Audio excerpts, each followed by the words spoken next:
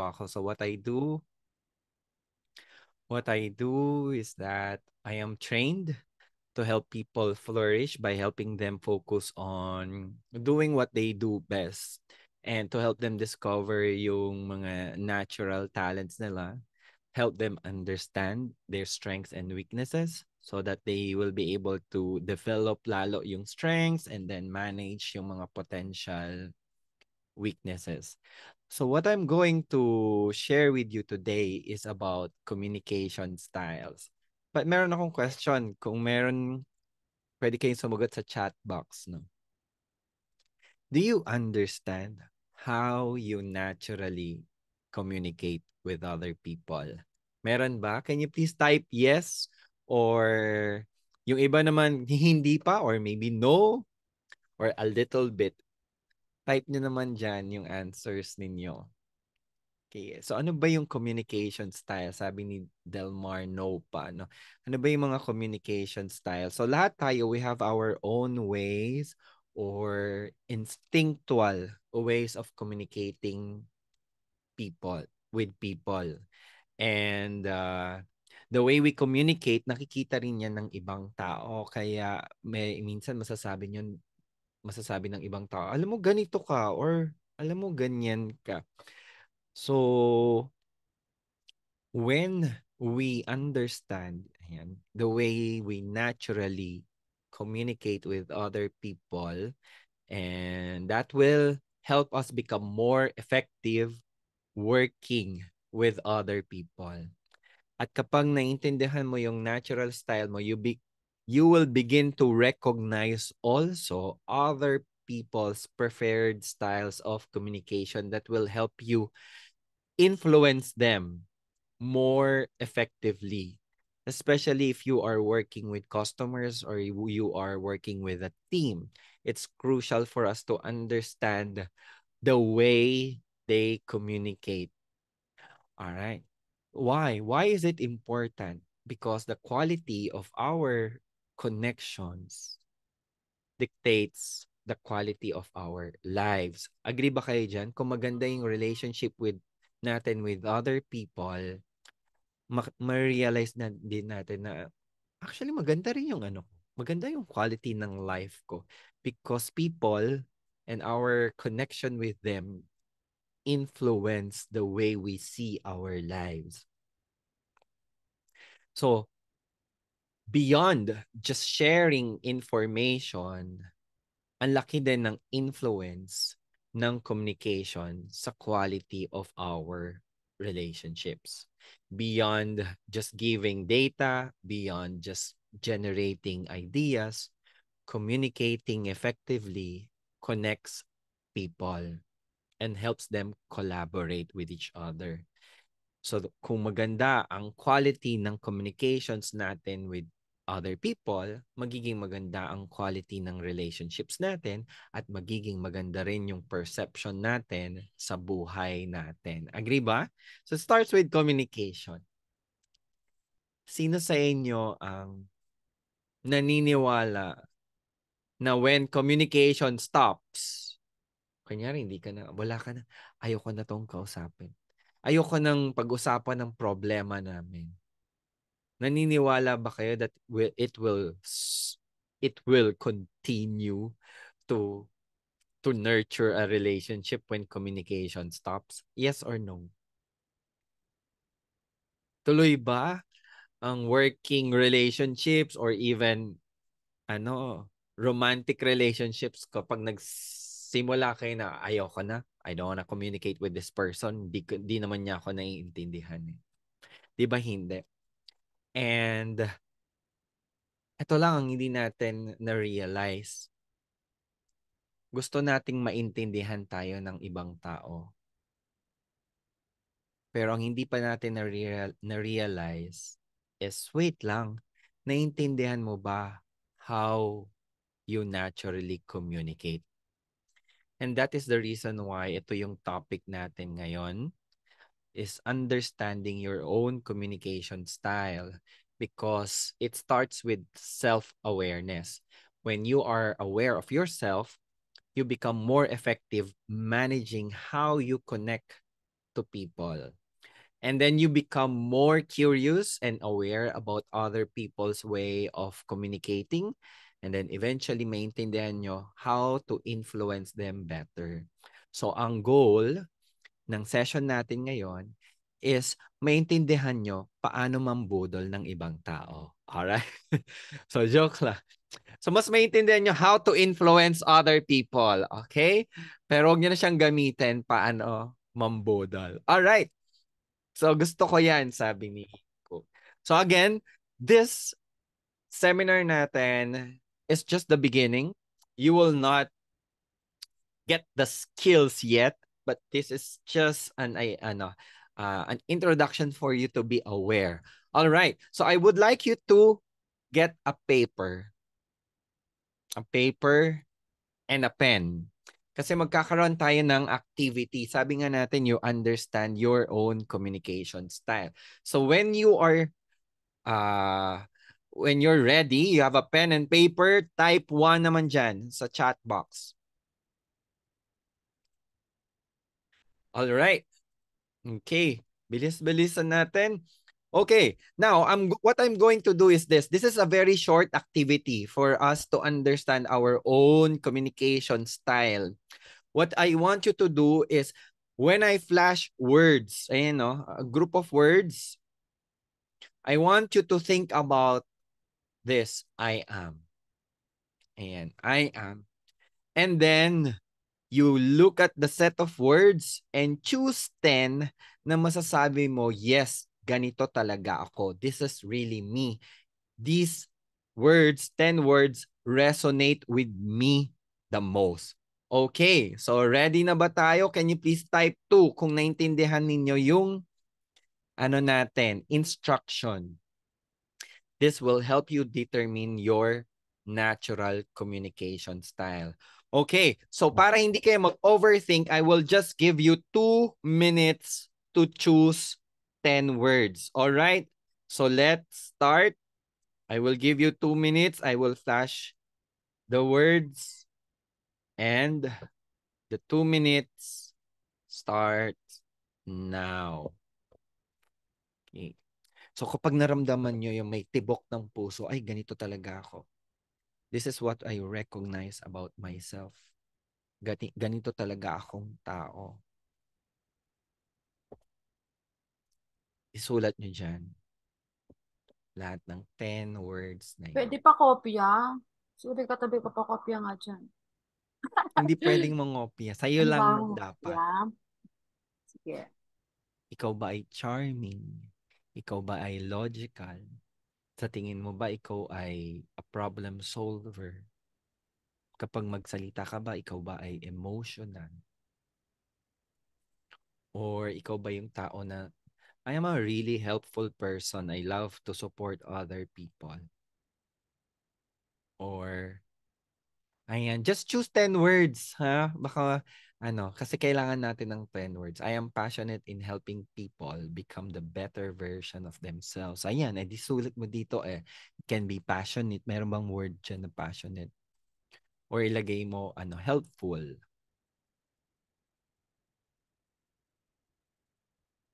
Gusto ko yung serious. Serious ako. Yan. Serious. Sino sa inyo ang serious? Okay, 30 seconds left.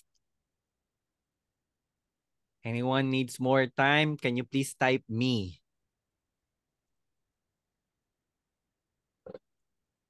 Nahirapan silang kilalanin yung sarili nila.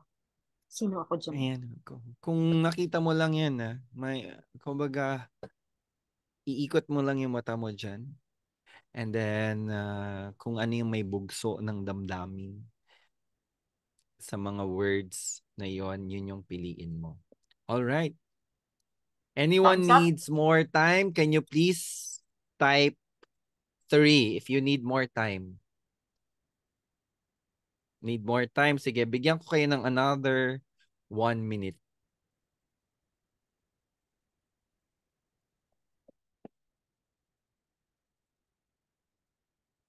So, hindi lang to usap-usap, no? Siguro kung may nanonood sa atin ng recorded or Facebook Live, please, gawin ninyo tong activity na to.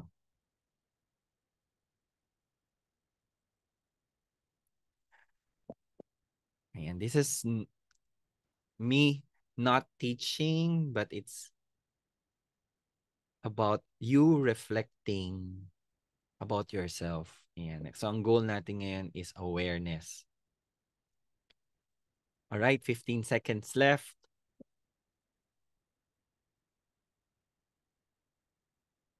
8, 7, 6, 5, 4, 3, 2, 1. All right. Now, dyan sa 10 na sinulat ninyo, tingnan nyo kung ilan ang green, ilan ng blue, ilan ng orange, ilan ang purple. Naka-alphabetically arranged naman yan eh. So kung nilagay ni Coach Yan serious, ayan, sa purple siya. So bilangin ninyo ilan ng purple, ilan ng orange, ilan Galing. ng blue, ilan ng green. And then type in the color that you have the most number of words. Galing Ayan, ng kunyari, activity. sa akin ay top 1 ko is green. Ayan. Top 2 is blue. Top Mga 3. nagsisingkitan yung mata nila eh. Lalabo na mata namin. Sisingkitan ng mga Wala. kamay din. Ah, Optimistic yan. Okay. ayan. So kung wala yung lahat, kunyari dalawang colors lang, okay lang yon. Do not worry, it's fine. Kung wala kang napili na purple, orange, blue, or green, that's fine. Basta ang gusto lang natin malaman is ano yung top 1 mo and then top 2. Purple top 1. Oh, purple. Ayan din. May purple. Alam mo, sa tingin ko, coach yan, madami sa inyo ang purple. Kasi I had a session with mga accountants, mga services, madami talaga ang purple. Second, ang green. Wow, may green and orange. Tay, sige, tingnan Parang natin. wala akong green. Walang Green-minded green. lang meron. Walang green. Ba't Green-minded lang. gano'n? Okay. 8, So, okay na ready na ako. ba kayo Tama na ako. malaman? Anong ibig sabihin nito? Hey, Ayan, no? me, Basta excited yung na. 2 ha, top 2. Okay. Now, sabihin natin, paano yan? Ang nangyari is tie. O, sabi daw tie, 'di ba? Tie ang ano ko eh. Tie ako, sabihin natin tie ako dito and tie ako sa blue. So, ang gawin lang natin para makuha mo lang yung top 1, pumili ka pa ng isang word. Kunyari, ay magdadagdag ako ng isang word, nalagay ko dito faithful. Para maging top 1 ko ang blue. So pumili ka kung ano lang yung top 1 mo by choosing one word. Saan mo ilalagay? Sa orange or sa blue? Para lang makuha natin kung ano yung top 1 natin. Alright? Clear? Ayan. Ready na ba tayo? Gusto niyo na bang malaman anong ibig sabihin ng mga colors na to? Ayan, violet and green. Simulan na natin. So, sino ang top 1 nyo ay green? Type me. Ayan, top 1 ay green. Ilagay nyo ay ang type ng communication style nyo ay thinker. Ayan, may mga green. Meron bang blue? Or wala masyado? Parang wala akong masyadong nakitang blue. Ang top 1 ay blue. Ay, may blue. Ayan. Ang style niyo is a connector type. Sulat niyo yan sa papel nyo, connector. For example, ang top 1 and top 2 ilagay niyo, ha? Huwag niyo nang isipin yung top 3 and top 4. Okay? Sino may orange sa top 1? Ang top 1 ay na orange ay influencer. Aba, influencer. And ang purple naman, purple kaya, coach yan. Sa blue ako, the connector. Sa blue Which is for connector. Alright. And then, ang purple ay doer. Ilagay niyo yan, ha? Isulat niyo yan. Kung thinker ka ba, connector, influencer, or doer. So, simulan natin sa Now, pag-aralan natin, ano yung instinctual communication pattern? Ano ba yung ibig sabihin ng instinctual communication pattern? Ganito ka mag-communicate, ganito ka yung tendency mo makipag-communicate nang hindi mo na kailangan mag-effort. You don't have kasi natural siya. Okay. Simulan natin sa thinker. Usually, ang mga thinkers, ang gusto nila ay ganito. Precise. Accurate. Gusto nila, yung utak, very active ang mind. Sabihin nyo kung relate type nyo, relate ha. So you are very careful when you speak or you want to make sure that what you say is correct. And usually, what gives you confidence when you communicate is that you have the facts and evidence in your hand. Ayan, hindi ka basta-basta magkwento lang ng opinion. Mas gusto mo na supported by data yung mga sinasabi mo. May basis. You love to have conversations na mayroong substance. Hindi lang basta mabababaw. And sometimes, yung mga thinker, hindi sila mahilig sa small talk. Yes or no? Yung parang, hi, hello, tapos magsisimula ng, ng topic, pero kababawan pa lang. Hindi sila mahilig sa ganyan. Agree? Ayan. Why? These people, isipin ninyo you have people here, meron tayong participants na thinker. Yung hindi thinker, let's understand them well. Gusto nila kapag ko-communicate detalyado. Hindi putol-putol. Gusto nila kapag nakikipag-communicate ka sa kanila, maybe you have team members na thinker, gusto nila may ebidensya. Kaya minsan gusto nila message or email. Bakit? Merong trail. Totoo ba mga thinkers? Yes or no? Gusto nyo, kaya nyong balikan yung mga sinabi. Kasi, audit, ganyan. They love to discuss. And sometimes, they love to debate. Hindi sila nakikipag-away, Gusto lang nila ng stimulating ang conversation. Why? Because they want to understand. Agree? So, minsan matanong sila. Hindi naman sa gusto nilang siraan ka or sabihin na hindi ka matalino or what, because they have this deep desire to understand. Proof, detail-oriented. Ayan. So minsan, sino sa inyo mga naiinis dito, tanong ng tanong? Ano ba naman to? Ang daming tinatanong. Wait lang, baka thinker siya eh. Hindi lang sila makulit, hindi lang sila mahilig, hindi lang sila critical ng mga tao. They just want to really understand. Okay. Okay. Good na ba tayo? Agree ba kayo mga thinkers? Okay. Agree? Ayan. Wait lang. These are the things that you can appreciate sa mga thinkers. Magaling yan sa problem solving. Magaling yan mag-evaluate ng information.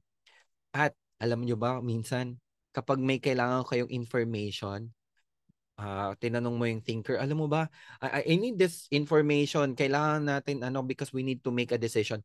Hindi titigil yan hanggat hindi nila nahanap yung data. Yes or no?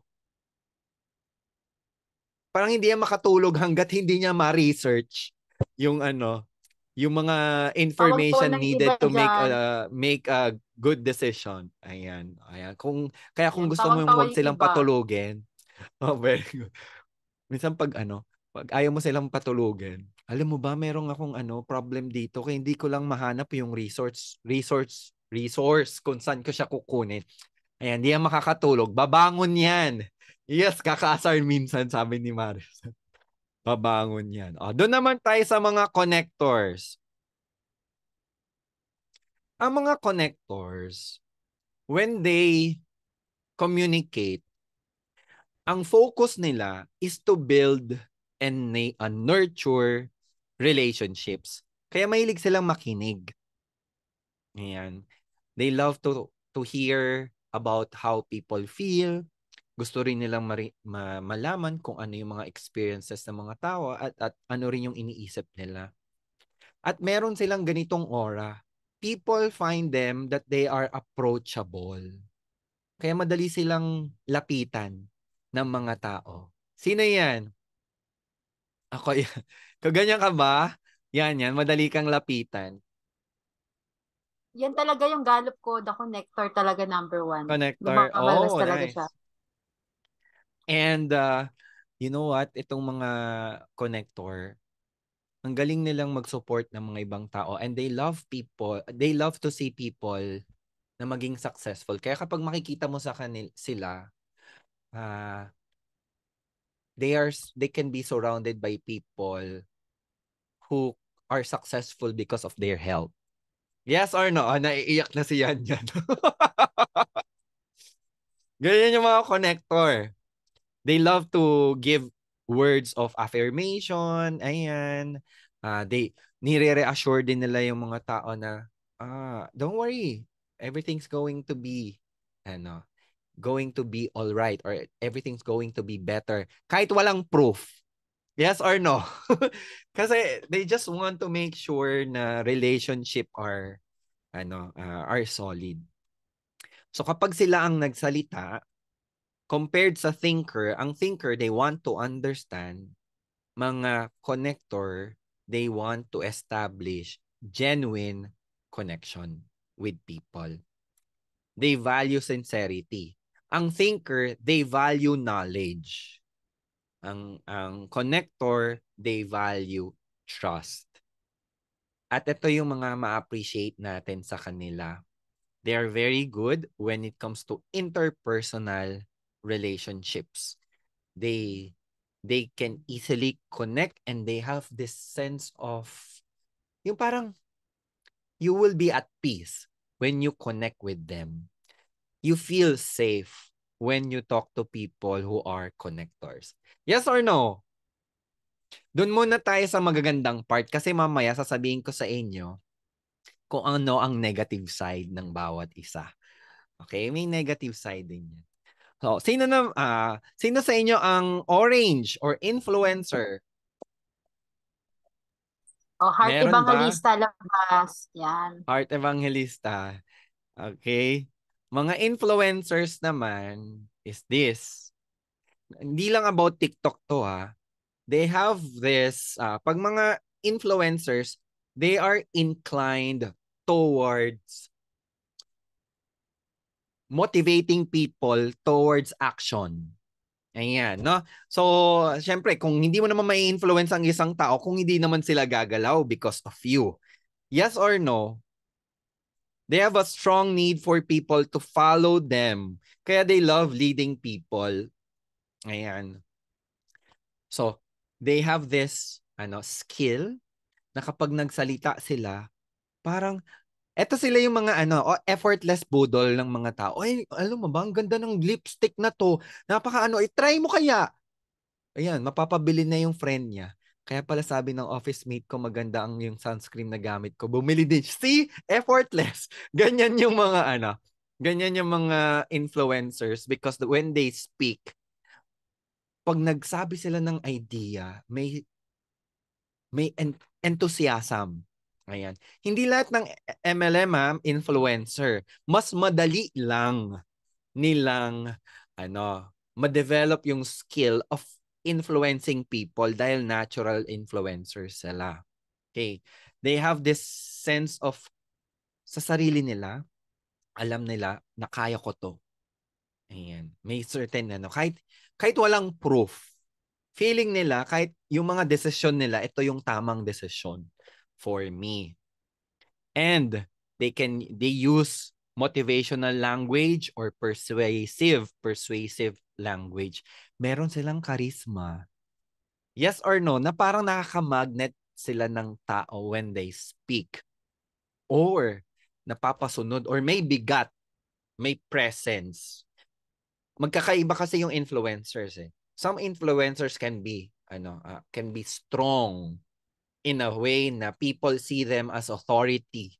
People see them that they are leaders to be followed. Yung ibang influencers na naman is, ay, gusto ko to kasi ang saya niyang kasama. Ganon. So what kind of influencer are you? Remember, ang desire ng mga influencer, if you're speaking with another person, no, na influencer, they love to talk about goals. And they also would like to be recognized. Kaya gusto nila na yung na-appreciate sila. Kung pwede, in front of other people also. Yes or no? Sino yung mas na-appreciate nila na yung ginagawa nila may value and they are appreciated because of that. So these are the things that you can appreciate about influencers. They can inspire you, they can motivate you, and they can help you move into action. Ayan. Kaya kung kailangan mo ng energy para gumalaw ka, talk to an influencer. All right. So ready, okay na tayo sa mga influencers. So again, this is about you being self-aware, but at the same time, think about other people or maybe your husband or your wife or your friends or yung partner mo, jowa mo. Ano kaya siya? Thinker? Kaya pala ganito siya eh. Kaya connector or influencer. So ready na ba tayo sa mga doers? Sino ang mga doers dyan? Type me. Ayan. Ang mga doers hindi mahilig makipag-usap. Hindi mahilig magdadaldal. Why? Because they are inclined towards taking action and completing tasks. May tendency na wag na tayo mag-usap, gawin na lang natin. So, ganito yung style nila, no? When they speak, konti lang. Bakit? Ang gusto nila clear, direct, wala nang paligoy-ligoy pa. Yes or no? Parang masyadong maiksi silang magsalita, no? Parang hindi pa ready, hindi pa tapos magsalita yung influencer. Gusto pa niyang magtodo-todo usap. Done na ako as a doer. Okay na ako. Kasi alam ko na yung gagawin next. When they speak, they are focused on, ito yung mas naririnig nila.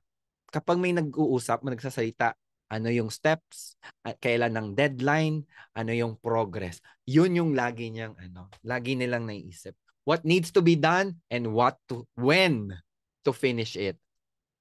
Oo, sabi sa akin sa office dati may sarili akong mundo. Why? Kasi ang mundo ng mga doers, what to do, when to do it. Ganyan. And ganito lang sila. Minsan, kunyari ang connector, may pinagdadaanan. Syempre, more on emotion sila, feelings. At humingi ng advice sa doer. Sasabihin lang ng doer, eto gawin mo. Tapos. Pero, ang gusto pala ng connector, someone to listen lang. Pero, ang kinausap niya, doer. Ang doer, action, oriented. Sasabihin niyan sa'yo kung ano yung dapat mong gawin. Gets niyo ba? Kaya minsan hindi nagkakasundo yung mga doers sa mga connectors eh. Magkaiba kasi sila ng wavelength. But once you understand another person and yourself, mas na-manage natin yung sarili. So ang desire nila, if you wanna talk to them, talk about accomplishment. Do you know why? Yung confidence at self-worth ng mga doers are based on accomplishment. Kapag feeling nila wala silang nagawa sa araw na to, feeling nila naubos ang oras nila. Feel nila na drain sila lalo. Alam nyo ba yung mga doers, hindi yan basta-basta napapagod. Pero napapagod yan kapag walang ginagawa. Yes or no? Agree ba kayo, doers? Kapag walang trabaho, feeling lang nila lalo, parang lalo akong nanghihina, para silang nagkakasakit pag walang ginagawa. Pero bakasyon na, iniisip pa rin trabaho. Yes or no?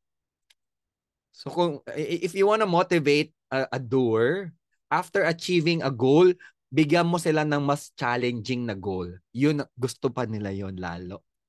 Yung iba nagpapahinga na, no? Sila hindi pa.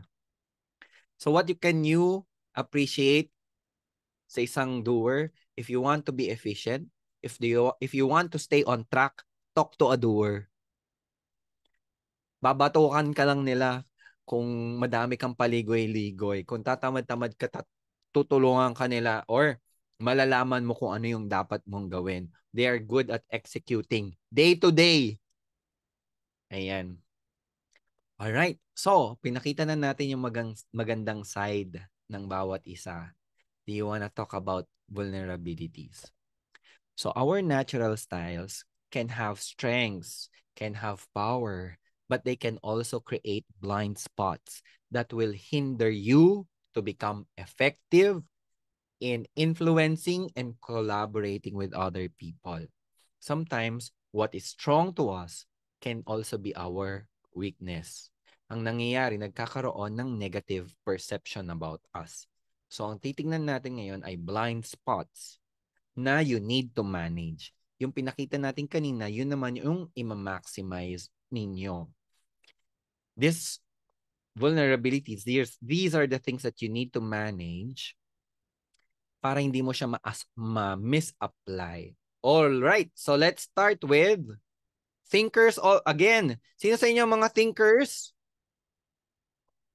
Sometimes, simpleng information, pinapa-complicate palalo.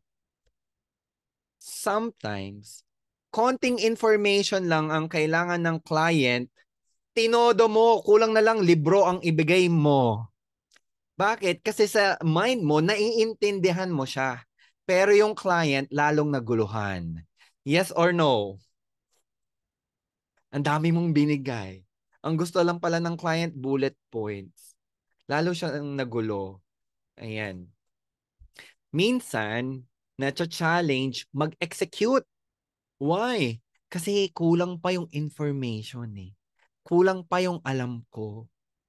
Dapat alamin ko muna lahat before I start doing something. Yes or no? Sa info overload yung client. At minsan, kapag magbibigay sila ng options, for example, what's the best way to do this? Hala, binigyan ng client ng 10 options. Naloka na yung client. Hindi na makapili. Yes or no? Totoo ba or hindi? Ang dami kasing pwedeng gawin eh. Grabe yung brainstorming mo. So I have so many things that you can do. And binigyan mo siya ng sobrang daming pwede niyang gawin. Hindi na siya nakapili. Remember, clarity is more important than a lot of options. Pero bakit to ginagawa ng mga thinkers? Kasi ayaw nilang magkamali. Kasi ayaw nila na masabihan sila na napaka-incompetent mo. Ayaw nilang masabihan ng bobo tanga, promise. Yes or no? Parang di nila matatanggap sa sarili nila. At hindi rin nila matanggap na kapag tinanong sila, they do not know the answer. Grabe, napaka-ano niyan. Parang hindi nila mapatawad yung sarili nila dahil hindi nila alam yung answer. Yes or no? Ayan, no? And if you are working with someone who is a thinker, huwag mong binibigla at mabibwisit lang yan sa'yo if you want them to do something but you are not giving them enough information to take action. Kaya yung sino mga accountants dito, no, sa bookkeeping, ganyan, visit na visit yan sa mga clients. Paputol-putol magbigay ng information. Paputol-putol magbigay ng ano. Tapos, ang nangyari, iibahin niya ulit kasi hindi binigay yung complete information. Mabilis din silang uminit ang ulo. Ayan. Usually kapag ganito incomplete information. Ayan. Relate daw, relate. So how to work with them? Ayan, maybe you have a client who is also a thinker, no? Focus on facts and data when you speak, when you want to influence. If you want the other person who is a thinker to do something for you, support your idea with an evidence. Ayan. Provide written documentation. Importante yan sa mga thinkers. Huwag lang verbal. Okay? And do not rush them, lalo na kung kulang-kulang ka rin naman palang magbigay ng information. Purchase manager namin. Okay. Okay, ready na tayo sa connectors? Yes or no? Ready na? Ayan, no? Minsan yung mga connectors, may tendency na laging inuuna yung ibang tao, nakakalimutan yung sarili. At nahihirapan silang they find it challenging to initiate important, crucial, and difficult conversations. Kasi ayaw nilang masaktan yung isang ibang taong kakausapin nila. Yes or no? Or, minsan, may problema na, hindi agad nila sinasabi. Bakit? Sa isip nila, hindi ko na kailangang sabihin yung problema. Dapat alam nyo na. Dapat nararamdaman nyo na ang nararamdaman ko. O yes or no? Baka dyan sa mga asawa ninyo, no? Ano ba sasabihin ng thinker na thinker na husband? Ano bang problema mo? Sasabihin ni connector, dapat alam mo na. O, di ba? Napaka-insensitive mo kasi. Oh, ganyan. Ang thinker, kailangan may proof, kailangan sabihin. Ang connector, hindi mo na kailangang sabihin, kailangan nararamdaman na kasi nila yan. Yes or no? Oh, sabihin na natin ganito ha. Ang mga connector, usually, kapag may objection ang client, hindi na yan lalaban. Sasabihin na lang yan, ay opo, sige po. Sino nakaka-relate? Yes or no? Hindi na yan debate. Bakit? They don't want to be rejected. Ayaw nila na may masaktang ibang tao. So they don't really like to continuously handle conflicts. Ayan. Alam nyo ba kung paano natitrigger itong mga connectors? Kasi yung mga thinkers, mabilis mainis. Kahit hindi man yan sabihin sa sarili, makikita nyo yung mukha niyang pumupula or yung tenga niya pumupula. Samantalang ang connectors, ang tagal. Mayroon na siyang problema sa'yo, tinatago niya muna hanggang sa sumabog siya. Yes or no? Or, hindi siya sasabog, lalayuan na lang kayo. Yes or no? Ay, parang si Catherine to. Char. Ayan, sila yung mahilig yan ang style nila when it comes to handling mga problems or quiet quitting. Sarili na lang. So how to work with them? Especially if you have a client na sa tingin nyo connector, they love one-on-one conversations. They don't really like to talk about accomplishment, but they want to talk about what is the impact of a goal to a person. For example, sabihin natin yung mga thinkers, gusto ko ng 100 million pesos o 1 million pesos. Pero ang mga connectors, ang gusto nilang malaman, anong ibig sabihin ng 100 million pesos sa buhay mo? Especially sa mga taong importante sa iyo. Agree ba kayo? Yes or no? How will you feel if you have this amount of money, if you earn 100,000 a month? Ayan. So they want to put feelings about dun sa mga accomplishment. Yes or no? Okay. That's how you work with them. Now, dito naman tayo sa mga influencers. Minsan, hindi ka pa nakakapagkape yung mga influencers. Ang taas ng energy. Parang, wait lang, wag ka munang masyadong gusto ko munang tumahimik. Minsan may pagka-pushy. Minsan, gusto lang nila sila ang nagsasalita tapos nabobore agad sila kapag ibang tao na ang nagsasalita. Yes or no? Agree ba? Yes or no? Tapos, may tendency na bawat usapan, meron siyang input? Yes or no? Kunyari nagsalita yung isa, may tendency na they talk more than listen. Ayan. Remember lang ha, mga influencers ha. May tendency na yung monopolize conversations na napapansin na ng ibang tao. Or minsan, if you are a strong influencer in terms of managing people, you can be very pushy or dominant. Pero let's remember, bakit nila ginagawa yon? Because they don't want to be ignored. Sino sa inyo ang influencer? Type me. Okay, kung gusto nyo silang awayin, deadmahin nyo lang sila. Mas lalo silang maiinis. Mas gugustuhin pa nila yung nagtatalakan. Mas gugustuhin pa nila yung madaming usap-usap dahil nag-aaway than being dismissed or being ignored. They don't want to feel that they are not valued. Gusto nga nila lagi silang nare-recognize. Bakit? When you recognize influencers, lalo pa yung magiging masipag. Yes or no? Agree ba? Gusto nila yung you know what? Ang galing mo dito. Very good ka dyan. And usually, influencers are productive. Do you know why? Gusto niyo bang malaman? Do you know why? Bakit kaya productive ang mga influencers? Tingnan, sino mga influencers here? Wala na. O ayaw na.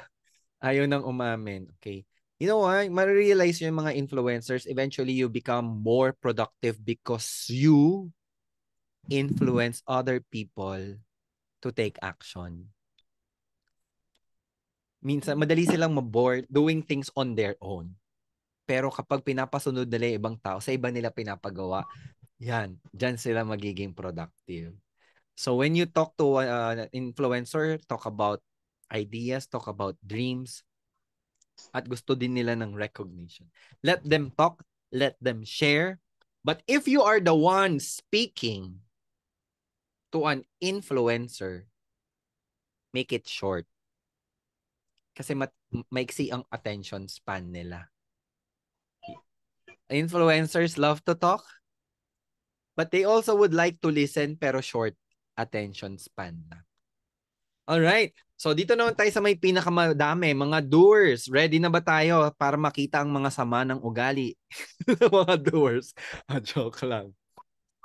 So mga doers, kung perfectionists sa information ang mga thinkers, doers are prone to perfectionism when it comes to accomplishing tasks because they want to do things right or they want to deliver more than what is expected. Agree? Agree ba Nursery kayo ang dyan? kuya. Ha? Ayan, may nagsasalitang aso. Doer daw siya. Yes, doer. Ayan. Sometimes, sabihin nyo kung mga doers hirap kayong mag-delegate. Parang nahihirapan kayong ipagawa sa ibang tao yung mga tasks ninyo. Bakit? Bakit ko ipapagawa sa iba? Ako ang nakakaalam paano to gawin ng tama.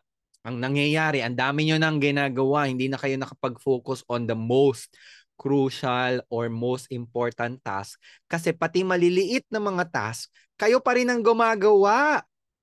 Yes or no?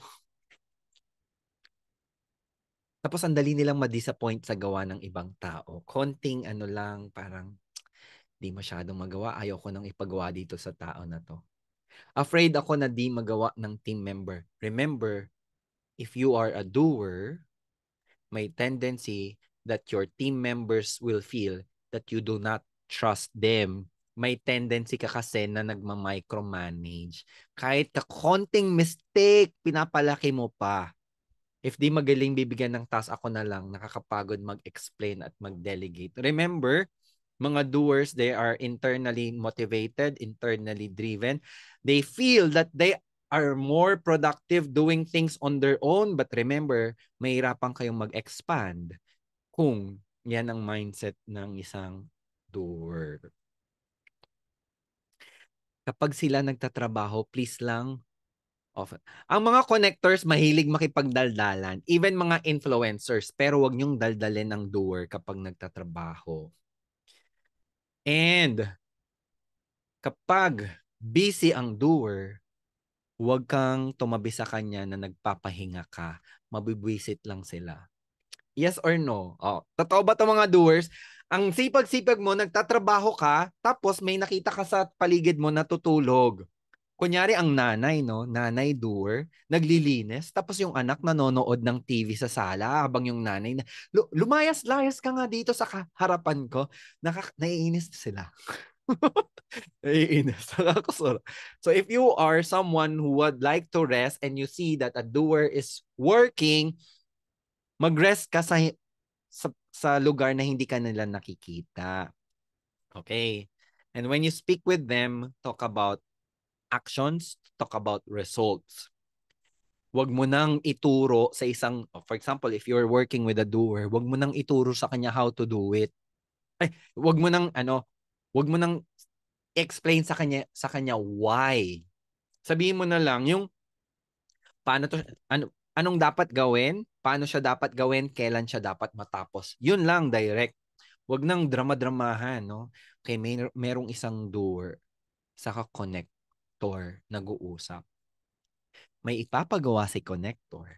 So usually, anong unang iisipin ni connector? Sige nga. For example, si connector may iuutos sa doer. Anong usual una munang iisipin ni connector? Sabihin niyo yung totoo, ha? Wala? Sample? Or guess? Okay. Unang iisipin ni connector. Paano ko kaya to sasabihin nang hindi siya magagalit? Paano ko kaya to sasabihin ng soft? Mag-sugarcoat pa yan si connector. Meron akong kasi ganito. Mag-e-explain pa. Ang sasabihin lang ni doer, alam mo, dami mong sinasabi. Ano yun? Anong kailangan gawin? Tapos. 'Di ba? Yes or no? Agree ba kayo? 'Di ba? Ang dami mong sinasabi. Ano lang yung anong putos mo? Tapos na. Kasi ganun lang yung doer eh. Hindi na kailangan magdrama-drama pa. Ayan, no? So kung connector ka, you wanna speak with the doer, sabihin mo lang sa kanya, sabihin natin, gamitin ko lang ng word na doer. Doer, I need your support. We need to accomplish this and kailangan siya sa Friday. Is it okay? Is it okay? Does your time allow you to do this? Tapos, ganun na. Wala nang drama-drama. Okay? So remember, when you understand your own communication style, you will understand how to manage yourself. Yung top 2 ninyo, mas madali kayong mag-shift. For example, thinker-connector ka, mas madali kang mag-shift to a thinker to a connector. Ayan, kapag yung top 2, madali kayong mag-shift. Kapag wala, yung last nyo is 3 and 4, medyo challenging. For example, doer ka and thinker, medyo challenging mag-shift ka to, hi everyone, good morning, good afternoon, and I'm happy to connect with you. Hindi challenging. Yes or no? Agree? So wag nyo nang ipilit.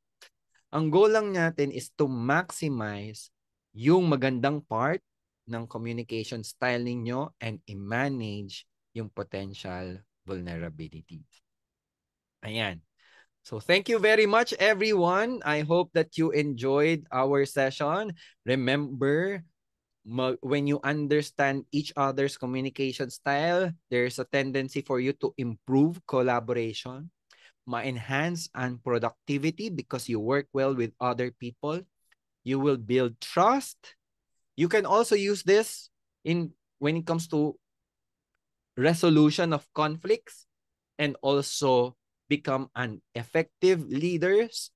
Why? You can increase your influence to other people who you understand yung communication styles nila. So thank you very much, everyone, and I hope that you enjoyed our session tonight.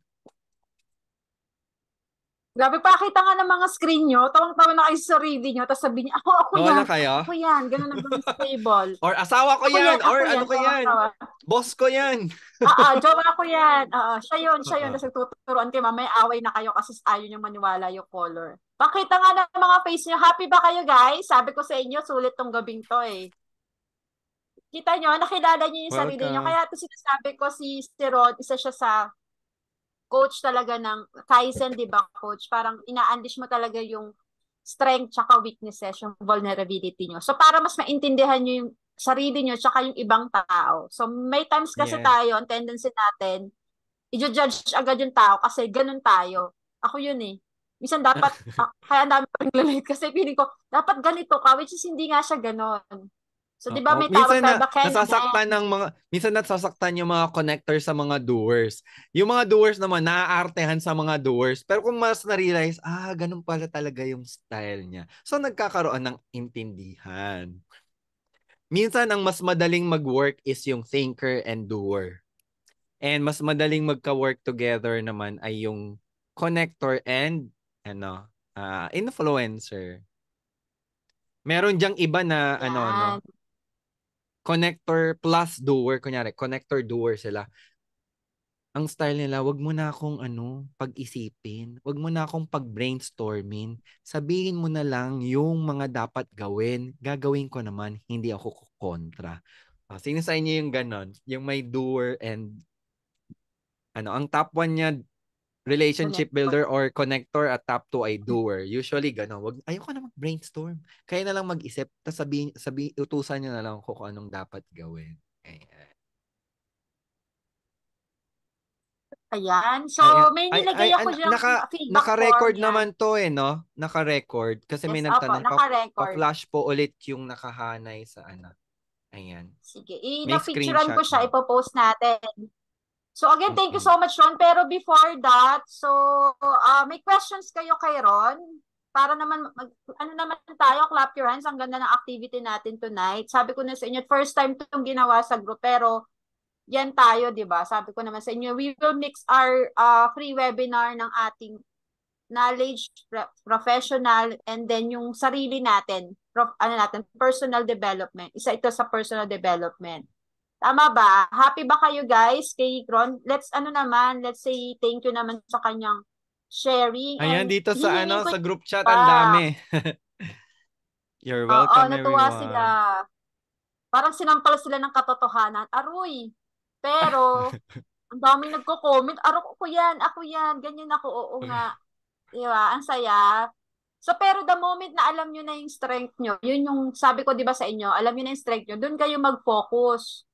Then, kung meron kayong blind spot, i-work out nyo. May hirap i-work out. Ako din, honestly, ayan nga si Boss JC, nag-aaway na kami, nagtuturoan kami kung anong color. So, ayan na, tuturuan na kami kung anong color. So, mas maintindihan nyo yung sarili nyo kasi doon. So, i-review nyo lang siya. Okay, Ayan. so, thank you so much, Ron. And then, si by the May, way, you may can tanong. promote your, Ay, sige. Sorry, nagkamali na ng pindot ko. Sorry. Nagkamali. Meron lang akong idadagdag, no? When a person is a thinker, usually yung mga words na sinasabi niya is see, look, insight, study, ano pa ba, consult, ganyan. Yun yung mga understand. Yan. Yun yung mahilig na lang mga words na sinasabi. Kapag connector naman, they love to use the words help, support, kaya mo yan, feel, ganyan, experience ko, ganyan. Pag mga influencers naman, they love to talk about, I have an idea, ganyan. Meron akong, basta, masasense mo naman yung level of energy and enthusiasm. Kapag ang influencer, uutusan mo, gusto mong sabihin na, pwede bang ikaw maging in charge here? Can you lead this? Yan. Mga doers naman, they love to talk about deadlines. Yan. When, how to do this, and what needs to be done. Mga yon. All right. So, Ron, meron ka bang Facebook pages para makita nila? And if you have any courses coming in, kasi meron siyang course din para dun sa ating personal. Baka pwede mo nang i-plug para, yan. Ayan. So, you can follow me sa Facebook page ko, Coach Ron Magsalin. Also in LinkedIn, Ron Magsalin. And you can also browse my page, coach.ronmagsalin.com. Ayan. So wala po muna tayong mga workshops December next year na po tayo diyan. So I conduct leadership workshops, strength discovery, even mga self-discovery. All right. Thank you very much everyone. So, picture muna tayo and then, ayan. Picture tayo. And then, thank you again, Rona. I'll see you soon. So, again, napakasaya lang ulit. So, yan yung napapala ni Miss yan kakagala. Yan, kakakuha ng mga ating mga speaker for tonight. So, sana na happy kayo sa ating discussion. And again, work out natin yung strength and weaknesses natin para hindi naman mawalang saysay yung shinare din ni Ron. So, kausapin nyo mamaya yung sarili nyo ulit. I-review nyo tong video. Okay? Tapos isulat nyo sa papel. Ako sinulat ko din. Okay, let's have a picture. Picture. Labas kayo, guys. Okay ba Kasi si dapat Marie? parang walang- Merong naka-raise ng hand si Marie. Ay, yes Marie, po. yan. Question ko lang po, 'di ba, yung blind spot po is yung more on kasi meron doon mga weaknesses. So, how do you deal sa mga weaknesses? Kasi pinakamahirap kasi yung pag-aralan yung weakness na gawing strength. Hindi mo you don't have to focus on managing the weakness kasi mas mabibwisit ka lang sa sarili mo eh. Okay? For example, ang thinker, ang weakness niya is madali siyang mainis, nag-overthink. Ayan. Pero magaling siya sa providing information that people can understand. You can develop yung magandang part. You just have to manage yung mga potential vulnerabilities and paano. You can also partner with other people. For example, yan. Thinker ako, mahilig ako sa data, mahilig ako sa information. So when I speak, lagi talagang may source. But I also have a tendency na nag-overthink ako and minsan mabilis akong mainis. Coach, yan. Okay lang ba you call me out kapag nag-overthink ako? And kapag nakikita mo na medyo tumataas yung boses ko, pwede bang sabihan mo ko para ma-manage ko siya. Sometimes kasi hindi natin na-realize agad na napupunta tayo sa weakness part or vulnerabilities. 'Di ba?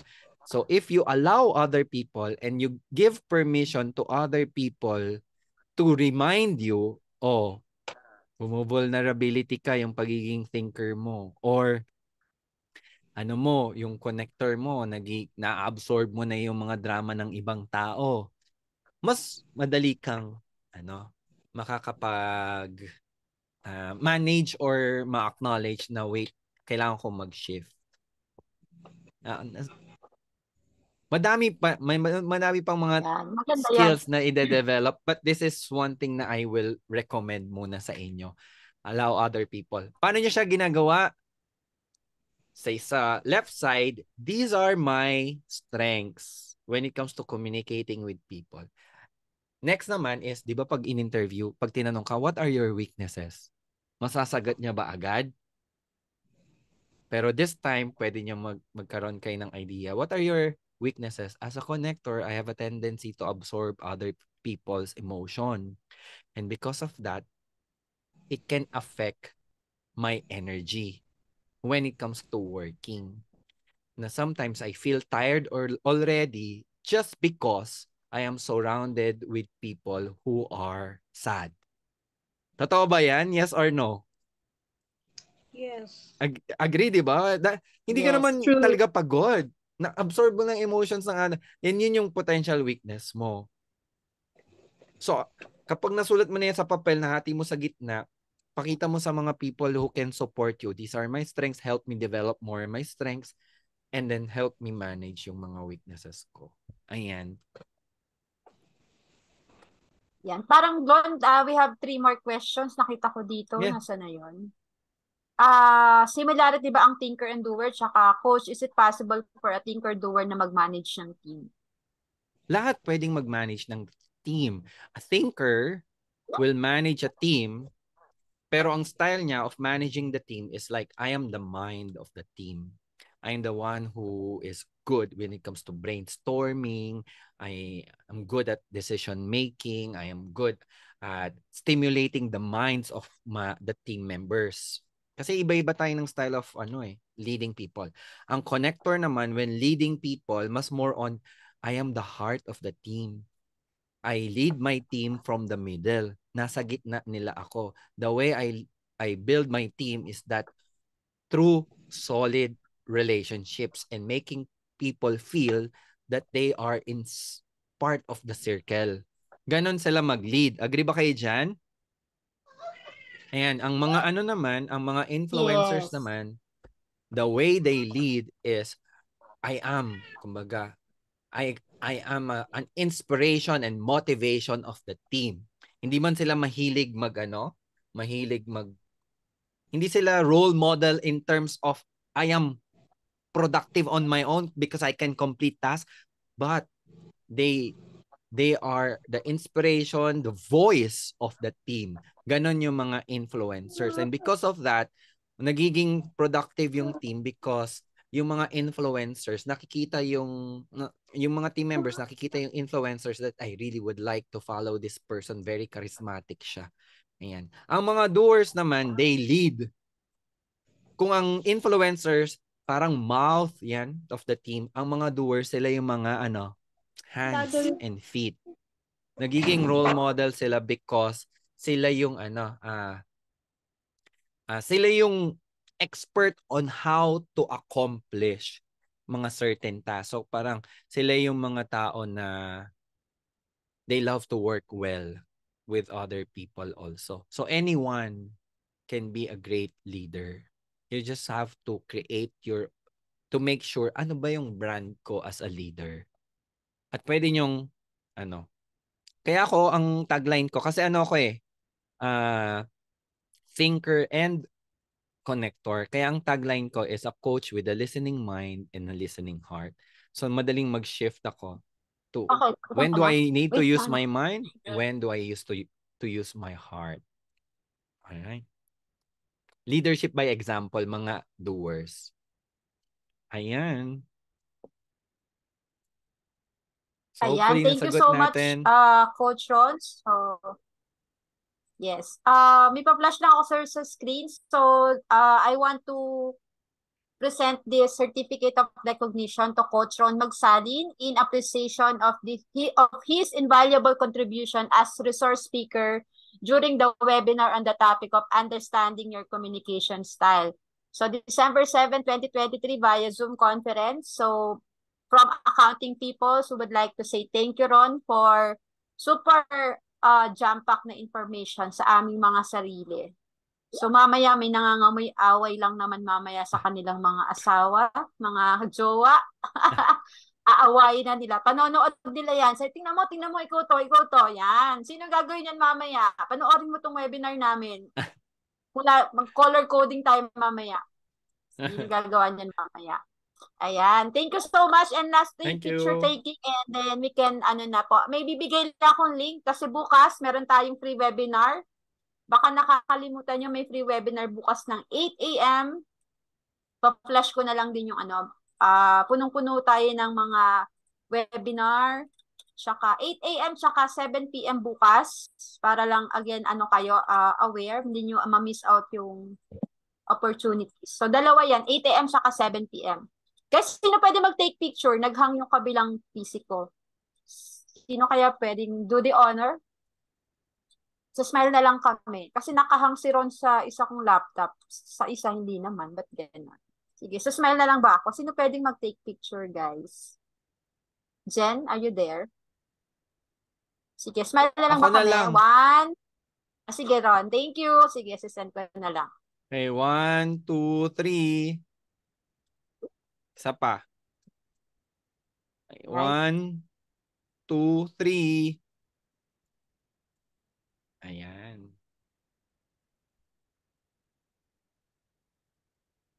Again, once again, thank you, Coach Ron, and I'll see you soon. And again, paki-follow na lang siya sa LinkedIn para magbigay tayo ng pasasalamat sa time and knowledge nakaka-happy ang ating webinar. Tama? Happy ba kayo? And I hope after this webinar, i-post nyo itong picture natin, itag si Coach Ron para sa pasasalamat natin sa kanya.